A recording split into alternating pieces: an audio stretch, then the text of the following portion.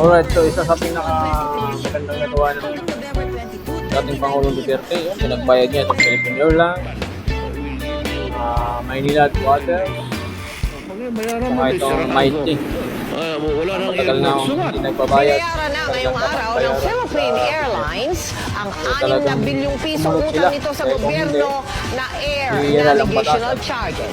Ipinagutos ni Pangulong Duterte ang pag-aresto sa may-ari ng Mighty Corporation dahil umano sa economic sabotage. Mighty corporations offer of 25 billion to settle its tax liabilities. Pinagbabayad ang gobyerno ng Pilipinas ng bilyong-bilyong piso dahil sa lugi ng mga water concessionaire. Sa ruling nitong Nobyembre, pinagbabayad ang Philippine government ng 7.39 billion pesos sa Manila Water dahil sa pagkalugi ng Manila Water mula June 1, 2015 hanggang November 22, 2019. Noong October 2018 naman, pinagtibay ang 3.4 billion pesos na arbitral award para sa Maynilad para sa lugi raw nito mula March 11, 2015 hanggang August 31, 2016. Tinisingil ako ng 7 billion na lugi nila. Sabi ko sa cabinet member, sa sekretary ano, sabihin mo sa mga putang ina nila, ni 5 centimos, hindi ko sila babayaran. Bibirahin ko sila. Do not force my hand into it. Ipit-ipitin niyo ako ng kaso.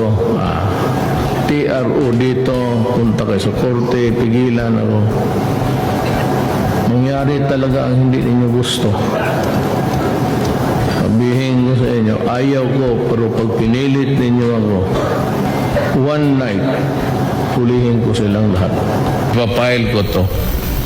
Economic sabotage, and I will arrest them. Sign it.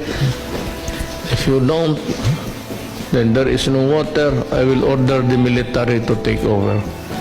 And I will nationalize the water issue. And then I will file the corresponding charges, maybe plunder.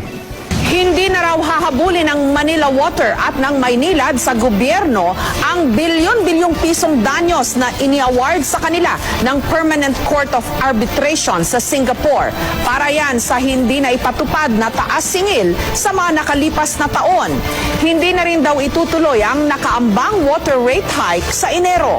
Hindi nyo na po ba sisingilin yung 7.4 billion? Opo sir, susunod po kami sa kagustuhan ng gobyerno at ng pamahalaan at ng Pangulo po. Sang-ayon po kami sa direktiba ng Presidente, sa kagustuhan ng Presidente. Wag na ho naming habulin yung historical arbitral award sa amin. Hindi na rin daw muna itutuloy ng Maynilad at Manila Water ang nakaambang taas singil sa Enero.